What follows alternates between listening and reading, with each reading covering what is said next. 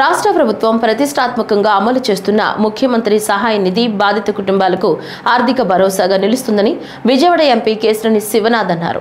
అనారోగ్యం బారిన పడి వైద్య చికిత్సలు చేయించుకున్న బాధితులకు ముఖ్యమంత్రి చంద్రబాబు నాయకత్వంలో తక్షణం అందిస్తున్న సీఎంఆర్ఎఫ్ చేయూతగా నిలుస్తుందని తెలిపారు.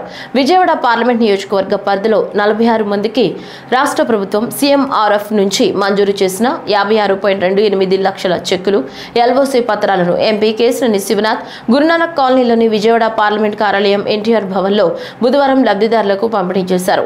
ఈ సందర్భంగా ఎంపీ కేశినేని శివనాథ్ మాట్లాడుతూ తమ కార్యాలయం ద్వారా ఇప్పటి వరకు సుమారుగా 2 కోట్ల రూపాయలు 168 మంది బాధితులకు మంజూరు చేయించినట్లు తెలిపారు.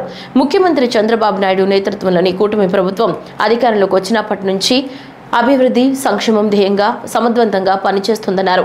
బాధితులకు సకాలంలో సీఎంఆర్ఎఫ్ చెక్కులు అందే విధంగా చర్యలు తీసుకున్న ముఖ్యమంత్రి చంద్రబాబు, ఉప ముఖ్యమంత్రి పవన్ కళ్యాణ్, మంత్రి నారా లోకేష్, బీజేపీ నాయకత్వానికి ఎంపీ కేశినేని శివనాథ్ ధన్యవాదాలు తెలిపారు.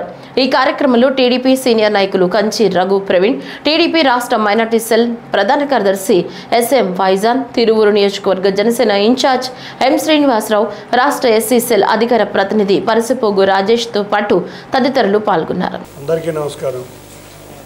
కూటమి ప్రభుత్వం వచ్చి ఏడాది పూర్తయిన సందర్భంగా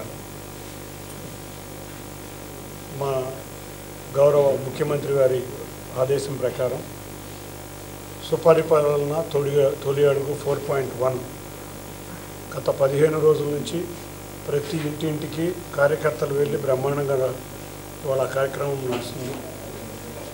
ఏ ఇంట్లో ఏ సమస్య వచ్చినా మా వాళ్ళు నోట్ చేసుకుని ఇవాళ ఆర్టిఫిషియల్ ఇంటెలిజెన్స్ సాఫ్ట్వేర్ అన్నీ వాడుకుని ప్రతి ఇంటింటికి వెళ్ళి అక్కడ ఉన్న సమస్యలను తెలుసుకుని ఆ సమస్యలు మాకు వచ్చే విధంగా వాటిని మళ్ళీ అధికారుల వద్దకు వెళ్ళి వాటిని పరిష్కరించే విధంగా ఈ కార్యక్రమం జరుగుతుంది. చాలా ఆనందంగా ఉంది. ప్రజలందరూ కూడా మేము ప్రజల వద్దకు వెళుతుంటే ప్రతి ఒక్కళ్ళు కూడా వాళ్ళ మొహంలో ఆనందం సుస్పష్టంగా కనబడుతుంది. ఇవాళ కూడా మేము సుమారు 37 సీఎంఆర్ఎఫ్ చెక్కులు అంటే గతంలో ఎన్నడూ లేని విధంగా నా ఒక్క ఆఫీస్ నుంచే సుమారు 1,91,00,000 సీఎంఆర్ఎఫ్ చెక్కుల నిమిత్తం మొత్తం సుమారు 160 మంది బాధితులకి 1,96,00,000 నేను నా ఆఫీస్ నుంచే ఇచ్చాము. అంటే ఈ కూటమి ప్రభుత్వంలో ప్రతి ఎమ్మెల్యే,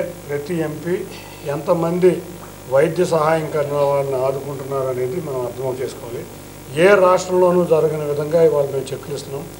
అంతేకాకుండా వచ్చిన వెంటనే మేము సంక్షేమం, అభివృద్ధి కార్యక్రమాలు రెండింటినీ దారిలో పెట్టాం.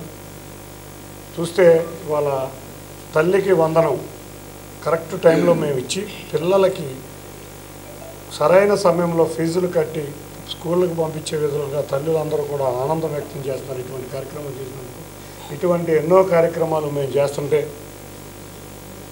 ఎప్పుడో ప్రతిపక్ష హోదా కూడా లేని ఒక పులివెందుల ఎమ్మెల్యే 5 రోజులకు ఒక ప్రెస్ మీట్ పెడతాడు.